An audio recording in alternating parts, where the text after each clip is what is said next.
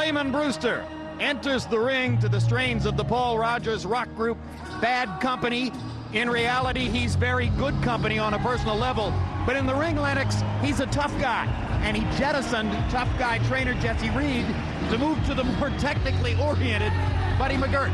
What do you think of that move? I think he has to do something that's going to be good for him. And Buddy McGirt is the kind of guy that he's not going to change you. He's going to help you with what you have and work upon that. So I think he made a good move right there, because right now Buddy McGirt's been training a lot of good guys and helping them out. And you got to go with somebody that's going to do something good for you and that motivates you and helps you be successful in the ring. It was a lucky punch, so I knew that I can come back and that lucky punch wouldn't reach me again. So if he feels that, you know, he wasn't 100% in the first match, he definitely feels he's 100% in this match. So there's no excuses. And Vladimir Klitschko, in the intervening 3 years, has backed off of the notion that there was something unusual, that he was sabotaged, that he was poisoned, or somehow done in by chicanery in that first fight. Indeed, the person who now talks about it, Larry, is Leyman Brewster. He seems to be using those allegations to boost his own motivation. Ladies and gentlemen, Damen und Gasperei, meine Damen und Herren, willkommen in der Köln Arena. Welcome to the main event of the evening, the rematch, presented by K2 Promotions and broadcast by RTL and HBO, sponsored by O2 and sanctioned by the GBO. This contest is scheduled for 12 rounds of boxing for the IBF-IBO Heavyweight Championship of the World. IBF President Marion Mohammed, IBO President Ed Levine. At ringside, the 3 judges scoring this bout on the 10-point system. From South Africa, Alfred Bukwana. From Germany, Michael Fischer. From the United States, Denny Nelson. And inside the ring, also from the United States, the referee in charge of the action, Sam Williams. And now, for the thousands in attendance and the millions watching around the world, ladies and gentlemen, meine Damen und Herren, let's get ready to rumble!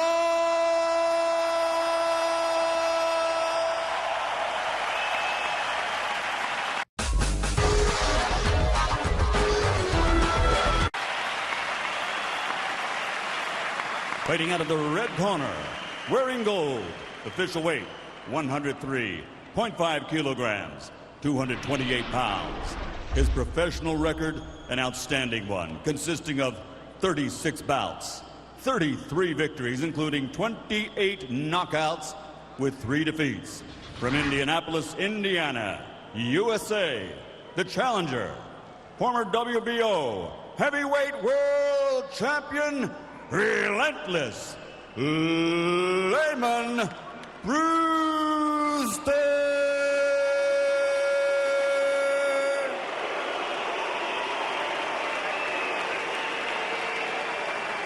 Fighting out of the blue corner, wearing red, trimmed with gold.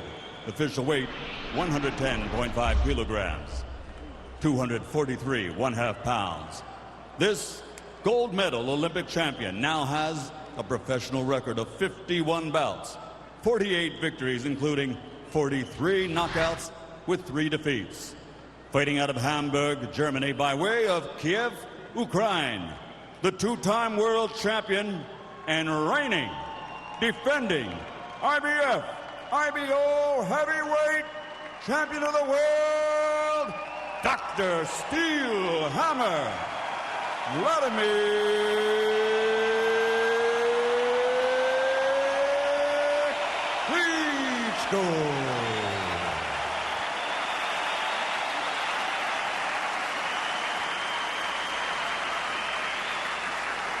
They got something wrong too, Tail of the tape for Vladimir Klitschko and Leyman Brüster. Brüster now 34 years old, gives up 5 inches in height. 1 inch only, though, arm length measured from the armpit to the end of the fist. Leyman Brüster at 228, only 2 pounds north of where he fought Klitschko 3 years ago, and perhaps the best shape he has been in since that time. Klitschko, as always, superbly conditioned, 6'6", 243.5. Rules of the bout, weather unofficial ringside scorer, Harold Letterman. Unified rules, no 3 knockdown rule, only the referee can stop the fight. Go to the scorecards on a cut after 4 rounds, and you cannot be saved by the bell at any round, including the 12th and final round. Jim.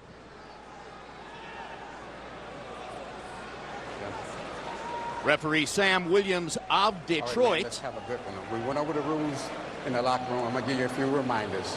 I want you to watch your headbutts, your low blows, your kidney punches. On my command to break, take a full step back, hands up, protect yourself at all times. In case of a knockdown, I'll send you to the furthest neutral corner. Remain there until I send for you. Good luck, man.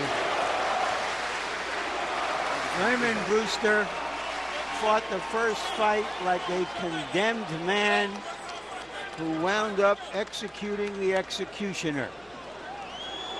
At 34, can he fight that kind of willful fight again if he has to?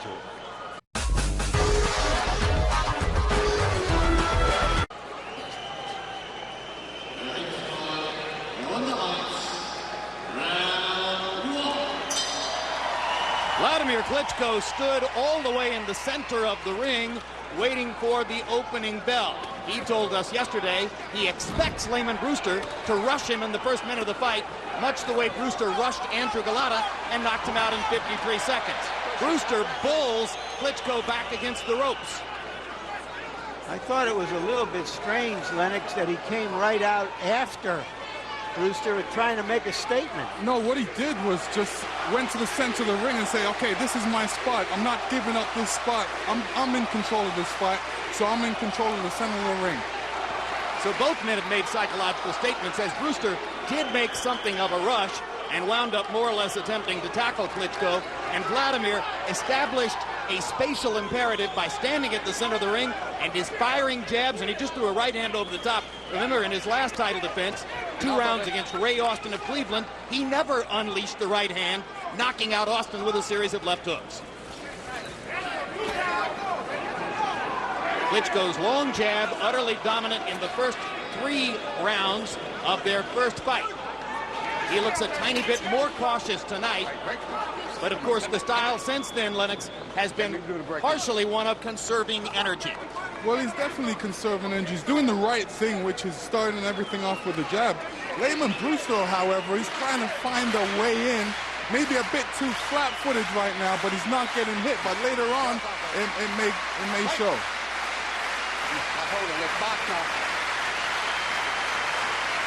Sam Williams uses the word holding. Brewster's corner, no doubt, has said to Williams before the fight, Klitschko holds us. We don't want Vladimir to be able to hold here. If I notice anything different that Brewster's attempting, it's to jab his way to the inside. Brewster's using that side-to-head motion, which is very good defensive motion, but the only thing is he's standing still in that one spot, because Vladimir can time him like a clock, you know, when he moves to one side to the other side, time him like a clock, and then all of a sudden that right hand comes, or that left hook right hand. Klitschko turned his head to slip a Brewster right hand, now lands a 1-2 over the top. Goes back to throwing his jab and stuns Brewster momentarily with a solid right hand. Good right hand, but Vladimir elects to hold after, which he doesn't need to do at this point, and I hope he doesn't get into that holding early, because I'm sure the referee's looking out for that. Right. Stop holding the champ. Sam Williams says stop holding champ, calling Klitschko champ, and Klitschko goes back to pumping the left jab. Now hooking off the jab, something he does better than any other heavyweight at this moment. A very good punch to throw. What it does is it gives the opponent something else to look at than the jab. They see a left hook coming across, and, you know, it keeps them busy mentally.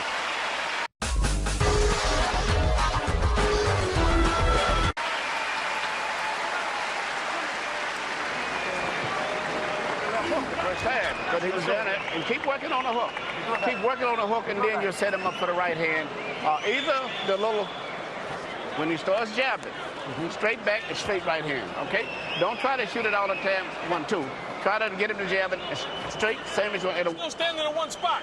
Like your feet are stuck in one place. You got to keep pushing them back. All right, don't stand there. Okay, let's go, baby. Keep that head moving like you're doing, but keep the left hand up a little more. Yeah, this is Klitschko, you know, just measuring, throwing out that jab, and as you can see, Brewster's just flat-footed, trying to figure out a way in. Connecting with that jab right now. And obviously after the jab comes that right hand. Heavyweight average for throwing jabs is about 19 per round. Klitschko in the first round, by CompuBox count, landed 21 of 46 jabs. Brewster also, as Larry Merchant pointed out, trying to use his own jab, through 31, landed 7. You heard Buddy McGirt saying to Brewster, you've got to keep going forward, keep pushing him back. The feeling in Brewster's corner is that Klitschko can't fight going backward. Emmanuel Stewart, following up on what Lennox and I were talking about, asked Klitschko to continue hooking off the left jab, saying that would set up the right hand. See, at this point, Brewster's just worried about the jab right now, and that's all he has to worry about. But when Klitschko throws that left hook in there, it gives him something else to worry about. And obviously, the right hand follows, which makes it a great combination.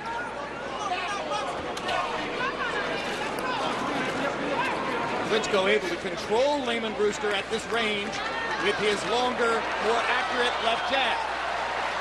And so far, it's a jabbing contest in round 2, predictably won by Klitschko. You know, Brewster at this point shouldn't allow him to do that much jab without doing some jabbing of his own. Because when Vladimir starts landing with that jab, that right hand's gonna come across, and that's his honey punch. Lennox Lewis, of course, fought 6 rounds with older brother Vitaly Klitschko in Los Angeles, and fought about, 20 seconds with Vladimir in Ocean's 11.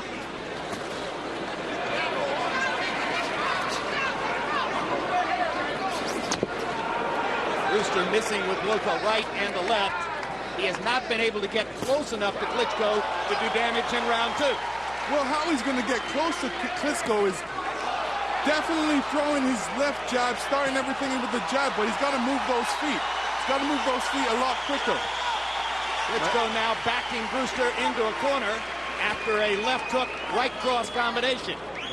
What I notice most about Klitschko is that he's a little bit more measured than he was in the first rounds of the earlier fight. What I notice is greater offensive variety. He's thrown a right-hand lead, maybe a couple of them. Hasn't yet unveiled the uppercut. The jabbing, hooking off the jab, occasionally leading with the right hand. He's becoming a more well-rounded fighter, Lennox, offensively. Yes, he is, and he's using that distance. He's keeping enough distance between him and Brewster to keep so he can land his jab, but Brewster can't land his jab, which is great measuring on his part. It's been a masterful boxing exhibition in round 2. Vladimir Klitschko thoroughly controlling the space between himself and an offensively impotent Leyman Brewster. Stop.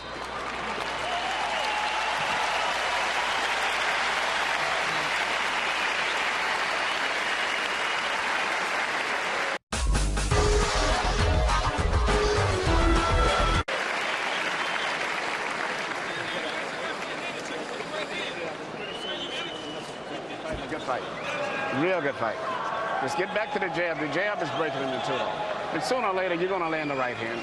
Once he keeps getting dizzy from the jab, the right hand will automatically find his way.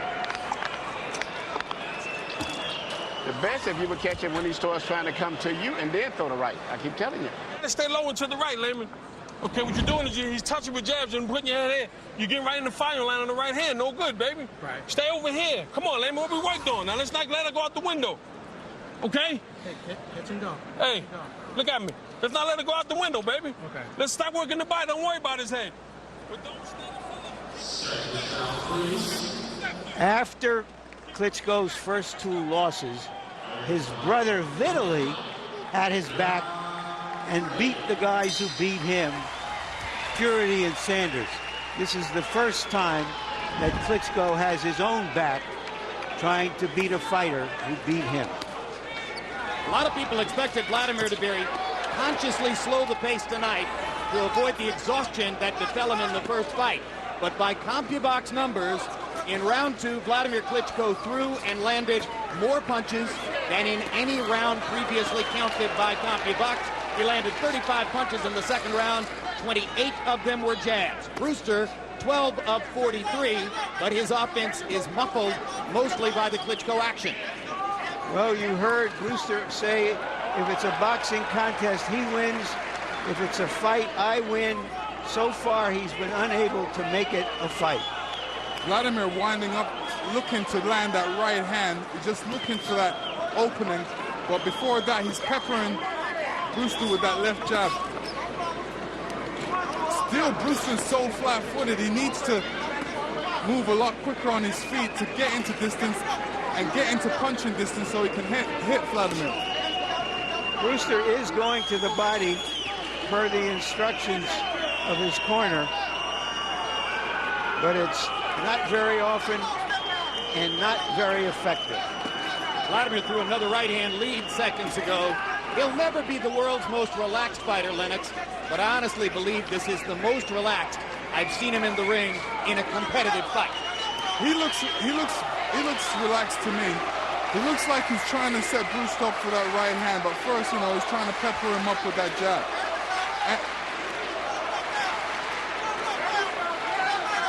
The determination of Leyman Brewster, always evident, always apparent. There's another right-hand lead by Vladimir Klitschko. And you heard Emanuel Stewart between rounds saying, time him so that you land that right hand when he's coming in. Bottom line is, as Buddy McGirt pointed out, Brewster isn't coming in as much as he promised he would. Right, and therefore there are fewer clinches already than in the first fight, and then there was an average of about 6 clinches per round. At that time, Vladimir doubled up on the right-hand lead, and this time lands a 1-2, and now hooks off the jab again. And Leyman Brewster is getting the full Klitschko arsenal as round 3 continues. You know, Brewster is definitely coming away from something that worked for him in the first fight, and that's pressure. He's not giving Vladimir enough pressure to really give him anything to worry about. Brewster has landed 1 left hook in this round, otherwise nothing meaningful. Klitschko has continued to pepper him with jabs. And now Vladimir backs straight away from a leaping left hook. And Brewster looks tired as he goes to his corner between 3 and 4.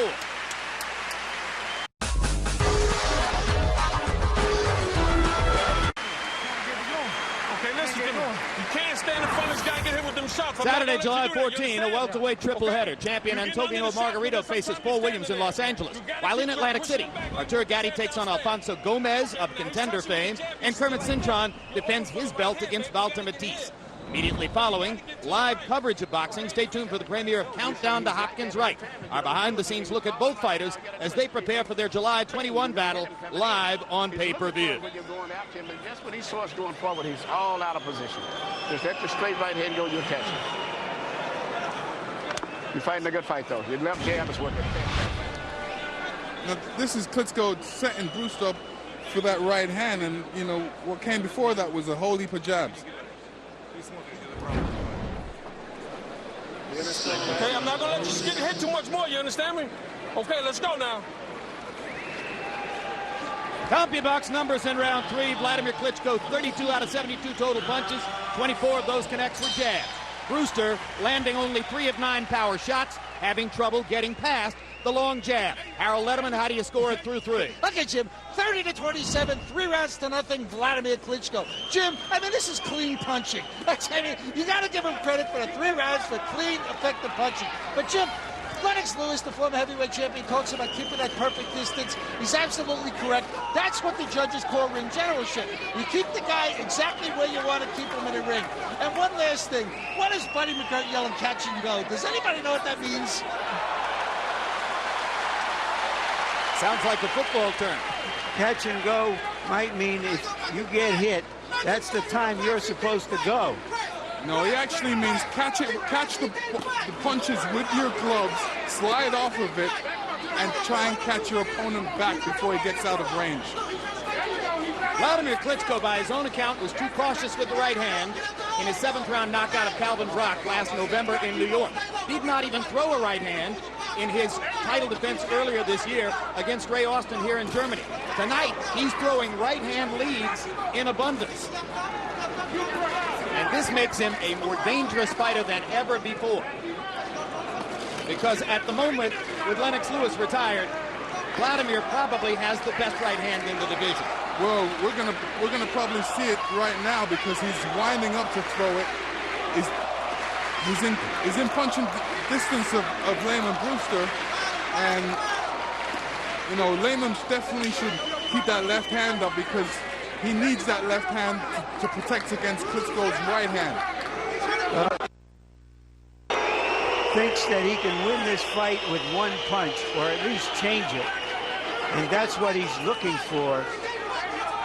Or he's conceding because he is not putting the pressure on Klitschko that he did in the first fight. He also looks a bit winded.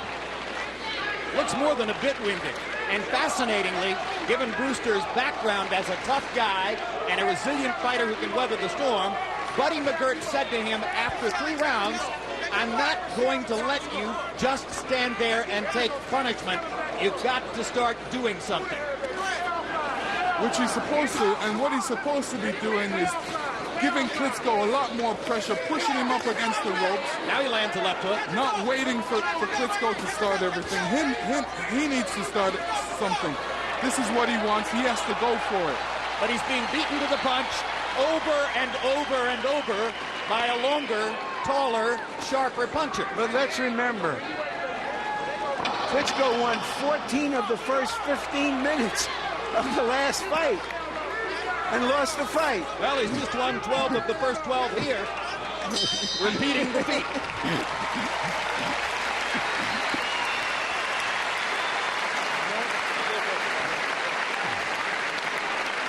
Fighting a good fight. He hasn't even hit you with a punch yet.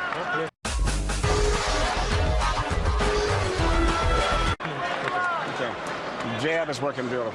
Pretty soon you're going to about knock him out with the jab if you don't stop. So what round is this coming up here?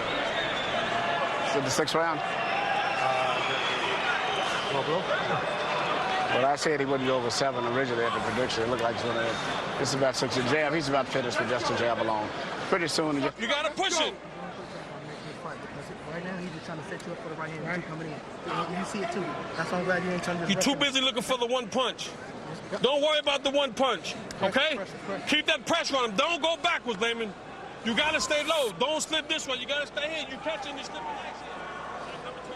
You heard Buddy McGirt confirm what we thought earlier. You're looking for one punch, he's telling Brewster. Keep working the jab. Keep pumping it, driving it, driving it. CompuBox numbers through the first full round. Vladimir Klitschko, 100 jabs landed in 4 rounds out of 226 thrown. That means he's throwing 56 jabs per round. An extraordinary output. Brewster landing 21 of 44 power shots. Not enough to create the pressure he wanted to turn the fight in his direction. Brewster's one of these guys. When it's tough in there, he's one of these guys when it's tough, the tough get going. There's the uppercut for the first time. Vladimir Klitschko, who idolizes now the Lennox Lewis uppercut, emulating it there for the first time in the fight. And he drove Brewster into the ropes with the right hand. Now Leyman Brewster seems to feel more urgency than before about going forward and creating pressure.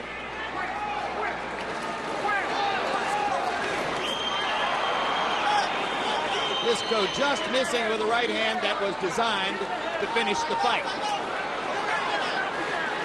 Brewster has a great chin. He's been knocked down only once in his professional career. That was by Klitschko in the 4th round in Las Vegas.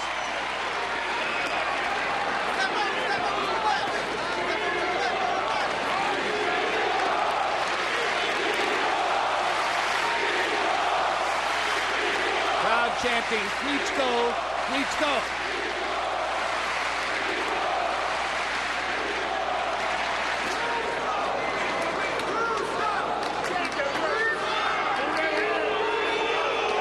This is a measured, stalking style by Klitschko. We don't see any sign of panic, of urgency. He's just fighting his fight and daring Brewster to make him not be able to fight his fight. And that's what Brewster's doing right now, allowing Klitschko to fight his fight. The good thing that he's not getting hit with any heavy right-hand shots by Klitschko at the moment, but the fact that he's throwing so many jabs, the right hand's going to find its mark pretty soon. The first of those two right hands was heavier than Brewster might like it to be. But Klitschko hasn't yet landed that home run shot of the kind that flipped Calvin Brock onto his face in Madison Square Garden.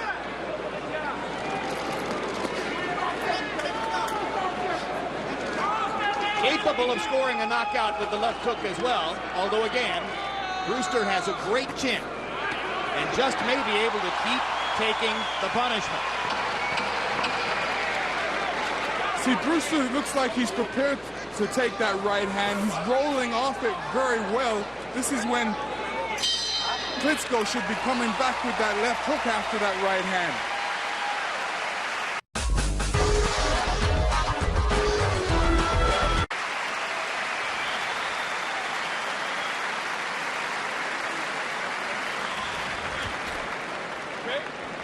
You hear me? Now answer one question for me. You got to be honest. Are you feeling it? Yes or no? Yes, I'm feeling it. Here, spit this. Huh? I'm feeling it. Are you feeling like you can go on? Spit this one. Spit this Huh? I'm gonna give you one more round, Leyman. I'm not gonna see you take them shots. You hear me? Spit this one. Hey. Give me one more round to show me you can do what we worked on. If not, baby, I'm gonna stop you. You hear me? Hey. Okay? One more than three. Дерни его, левой прямой. Ударь левый сбоку. И не кидайся. Попадаешь, не кидайся. Ноги под собой. Now let's start to drive with the jab now, okay? Try to start pushing a little harder with the jab.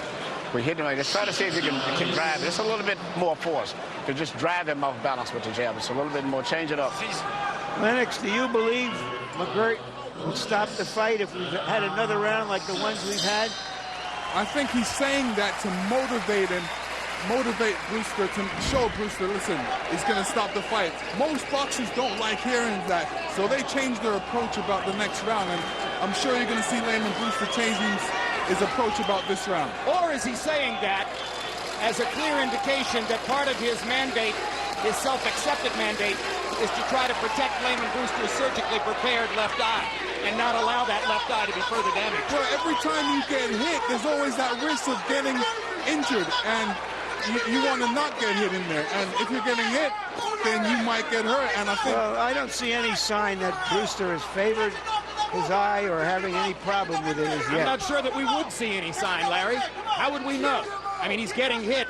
He gets hit anyway, regardless of whether his eye is bothering him. He's never been a difficult target for opponents. He wins with his will. Well, he did say that when he fought Ryakovich, that he had a problem with his depth perception. But, of course, you didn't know watching the fight that he had injured his eye in that way. Incidentally, through fewer than 5 rounds, Klitschko landed more jabs than have ever been landed against Leyman Brewster in any fight of any distance, even 12 rounds. I haven't seen a left hook from Leyman Brewster yet, and I know that's his honey punch, but he hasn't attempted or thrown a big one yet. And when his eye was damaged against Ryakovich, he said that the big was that he couldn't land his left hook at all. There he tried one and just missed. Klitschko again popping Brewster repeatedly with the jab. And now there's a lot of yelling from Leyman Brewster's corner as they try to motivate their man. Brewster seemed to go down from fatigue at that point. Well, to be fair, Klitschko was leaning on his back, and it's always better to go down than to try and lift up 245 pounds. Vladimir landed a very sharp right cross and then wrapped Brewster up inside. Now he goes back to peppering Brewster with the jab. It's been a very easy first 6 rounds so far for Vladimir Klitschko.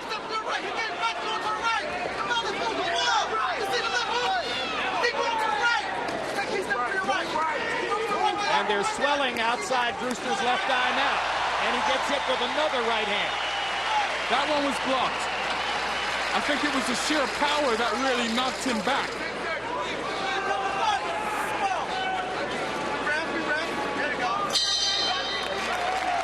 We can't tell yet whether Vladimir has added any steels to the alleged glass in his jaw, but we certainly can tell that he is a better defensive fighter.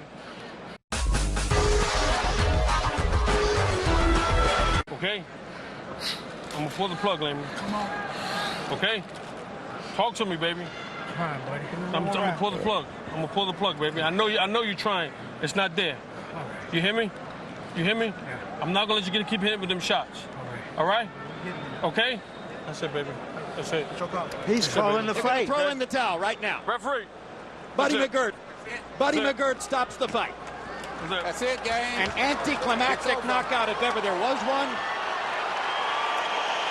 A merciful exit for Leyman Brewster, provided by his trainer, Buddy McGirt. Well, you know, I think Buddy made a good decision right there. Most boxers don't like to be counted out on their feet like that. But he wasn't doing anything. He wasn't getting through. He didn't even hit Klitschko as much as he was supposed to hit him. And it was a difficult decision for Buddy McGirt, but I think he made the right decision. Well, and the fighter nodded, yes, it's okay. I have to believe the detached retina was a factor in that decision. Well, we'll ask after the We're fight. gonna find out. Through 6 rounds, Vladimir Klitschko landed 162 jabs. Leyman Brewster found no way to get away from Klitschko's jab, which was landing about half the time or perhaps even more. Brewster landed a total of 70 punches, none of them damaging, and that's the end of that. A 6th round technical knockout for Vladimir Klitschko, his 7th win in a row. And he avenges his previous loss to Brewster in somewhat anticlimactic fashion, Lennox. Very much the way you avenged your loss to Oliver McCall against an under-equipped fighter who simply couldn't fight you that night. And I'm sure Klitschko doesn't like that type of win. I'm sure he wanted to knock out Brewster, and he didn't get that chance. So, although he won the fight, it's still a win, but I'm sure he's not happy about it. Is that the way you felt the night that McCall broke down in the ring against you when you were trying to get revenge against him? Yes, I did. I wanted to knock him out, but, the fact that he was crying in the ring, I realized that he was going through some mental difficulty, and the referee decided a good choice to stop the fight, and this is a situation where a trainer decided to stop a fight, and he made a good choice. And this is a trainer who has worked ever since February with Leyman Brewster and knew what it was that he wanted in the fight and was candid in saying with the fighter, you're just not doing it. Yeah, he's spent hours in the gym working with him, watching him spar, and all of a sudden to get to a fight and to see his boxer, Leyman Brewster, not doing what he's done in the gym, actually that looks slow and looks flat-footed, me as a trainer wouldn't be happy. So Buddy McGirt wasn't happy about that and felt that it was necessary to stop the fight so his boxer wouldn't get any more damage or even risk injuring that eye. Buddy's done it before, incidentally, Lennox. He pulled the plug for Arturo Gatti against Floyd Mayweather when it was abundantly clear that Gatti had no chance to match up against Mayweather. He's done it with other fighters as well. A veteran trainer like Buddy McGirt, who was a fighter himself, understands the potential implications of just taking unobstructed punch after unobstructed punch. Right, and there needs to be a lot of trainers like that look after their boxer, look after their man that they work in the gym at many hours and long weeks and days with.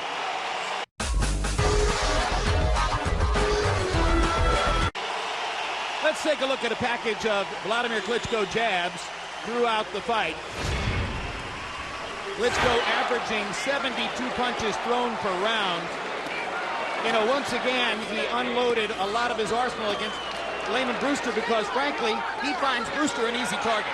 Yeah, Leyman wasn't able to get past that jab, the prime weapon of Klitschko. And you could see how powerful, how quick it is. He just wasn't able to do anything, mount any type of offense to answer that jab. And you know, this is a fight that Manny loves, because he loves you to win a fight on your jab, and if you don't have to use anything else and win a fight on the jab, it's great. Lennox, when the great George Foreman sat where you sit, one of his best lines, oft repeated, was, "This sport is easy if you have a jab." Let's go to Larry Merchant now with the loser, Leyman Brewster. Thank you, Jim. Leyman, tell us first, did your eye give you any problems at any time in this fight? First, I'd like to thank my Lord and Savior Jesus Christ. No, it didn't give me problems. You know, he was just a better man tonight. He had an awesome jab, and I tried to get past it, you know, and I couldn't. So, you know, through the accumulation of punches, I knew at some point I couldn't keep getting hit like that. You know, I have a wife and I have 4 kids, and I want to be in my right mind to be able to speak to them down the road. All right, well, that brings to the question of something you told us yesterday, that you changed trainers from Jesse Reed, where you had 2 knockouts with him, because you felt you have a family and you didn't want to fight that kind of fight that's necessary for you to be successful, that aggressive, relentless fight. Were you unable to do that tonight because you just feel it's no longer for you? Well, you know, that's something that I have to sit down with my wife and my buddy and just, you know, think about, pray on it, you know, turn to my pastor, Bishop Noel, and, you know, just think about what would be best for my future. How was he different tonight than he was in the first fight?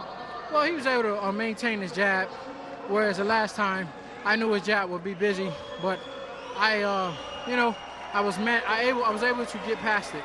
But today he was just a better man. His jab was better. So, you know, is it fair to say that you weren't the relentless, willful tiger that you were in the first fight, willing to take so much punishment to get to your goal?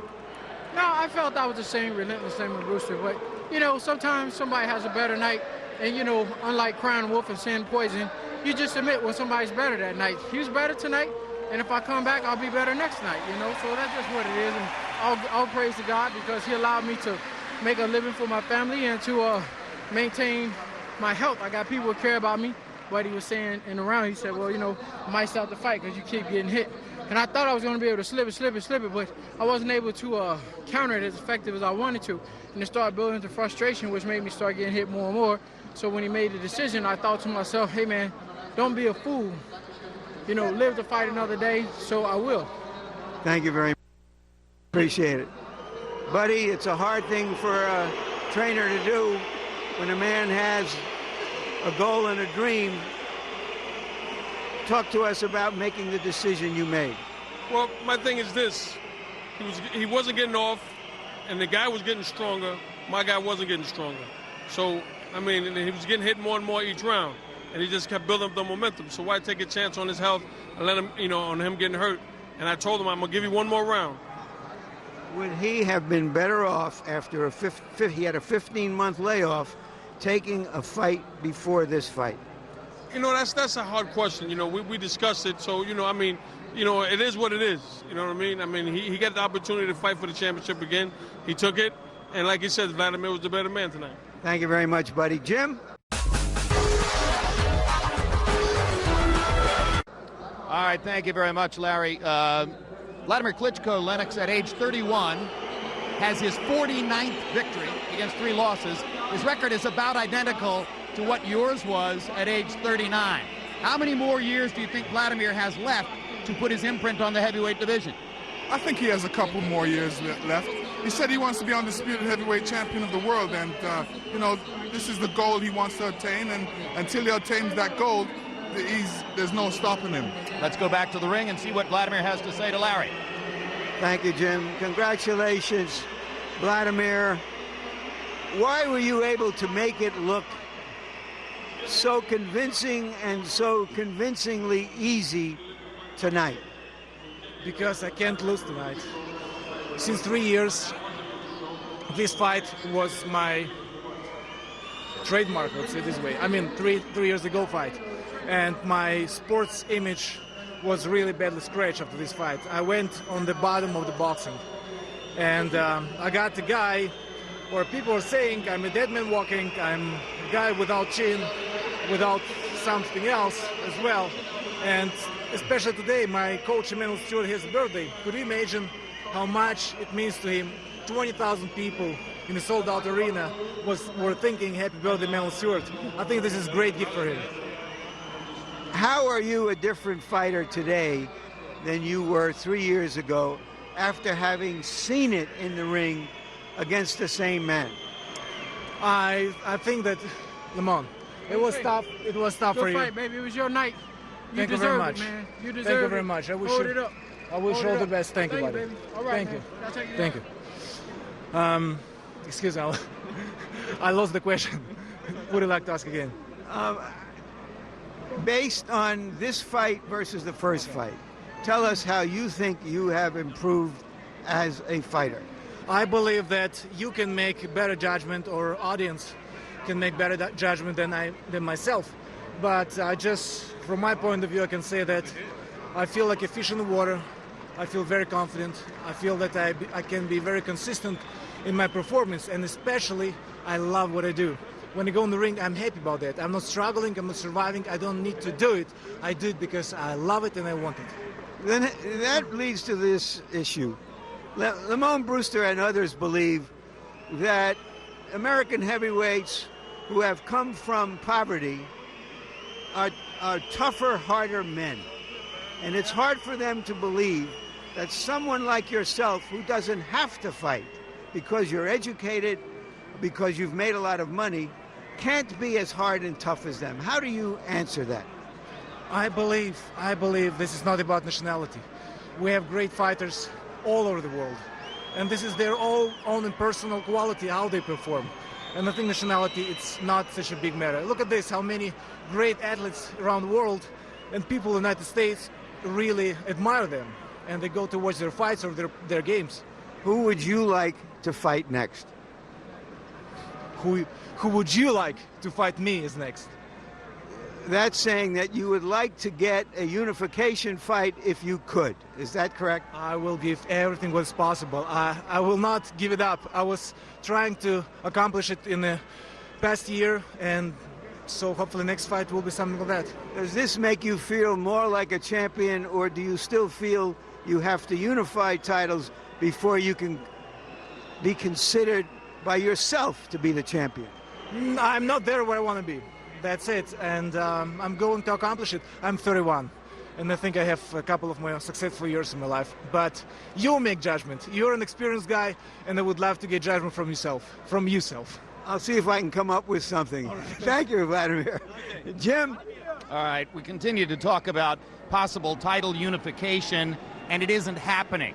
Fights aren't taking place between belt holders, although Ruslan Shagayev and Timur Ibragimov have signed to fight each other in what becomes a mini unification fight. But Lennox, the best thing that happens for the division, it seems to me, is that one fighter emerges above all the belt morass. And you don't have to worry about which governing body recognizes who, because the public recognizes one guy.